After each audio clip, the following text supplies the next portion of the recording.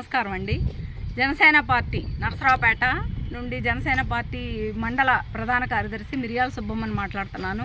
నిన్న సంక్రాంతి పండుగ సందర్భంగా స్పోర్ట్స్ చైర్మన్ బైరెడ్డి సిద్ధార్థరెడ్డి గారు వాళ్ళ ఊరెళ్ళి ప్రజల్లో ఉద్దేశించి పండగ గురించి కానీ సంస్కృతి గురించి కానీ మాట్లాడటానికి ఏమీ మాటలు దొరక్క ఆయన ప్రతిపక్షాల గురించి పవన్ కళ్యాణ్ గారి గురించి అనుచితమైన వ్యాఖ్యలు చేశారు. దీన్ని నరసరావుపేట జనసేన పార్టీ నుండి మేము తీవ్రంగా ఖండిస్తున్నాము.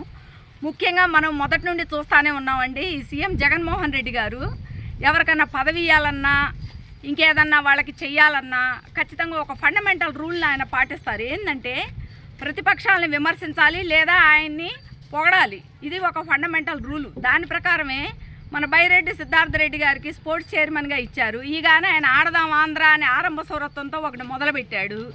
అదే అటర్ ఫ్లాప్ అయింది. ఇక ఇప్పుడు నాయకుడిని ఏదో ఒక విధంగా ఆయన ఇంప్రెస్ చేయాలంటే ప్రతిపక్షాన్ని తిట్టాలి. అందులో భాగంగానే ఆయన సమయం సందర్భం లేకుండా ఆయన ఏం మాట్లాడారండి, బైరెడ్డి అన్న ఏం మాట్లాడాడు, ఏం చెప్తున్నా అంటే మన కుటుంబంలో వ్యక్తులకి ఏదైనా కష్టం వచ్చినా, మన కుటుంబంలో ఎవరైనా ఏమైనా అవమానించినా మనం వాళ్ళకి అండగా నిలబడాలి, వాళ్ళని మనం ఎదుర్కోవాలని చెప్పారు.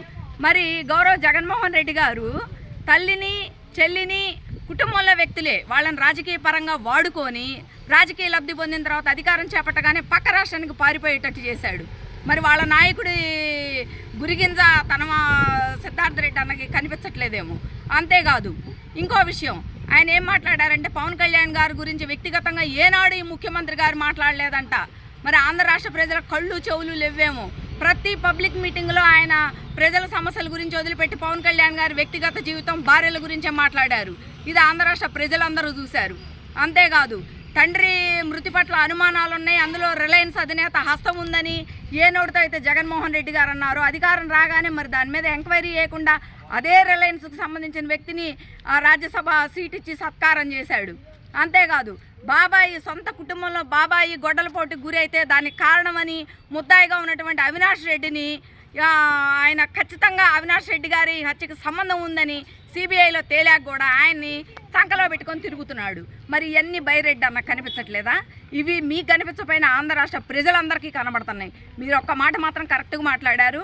అవమానాలకి కష్టాలకి ప్రతీకారంగా అవకాశం దొరికినప్పుడు ఖచ్చితంగా మనం తొక్కి పెట్టాలని ప్రజలందరూ ఈరోజు ఎక్కడ ఏ విధంగా ఈ వైసీపీ ప్రభుత్వాన్ని ఈ ముఖ్యమంత్రిని తొక్కి పెట్టాలని నిర్ణయించుకొని ఉన్నారు.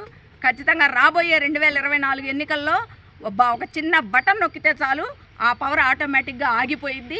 అప్పుడు మీ అందరికీ బుద్ధి వచ్చిందని ఈ సందర్భంగా చెబుతున్నాము. జై జనసేన, జై హింద్.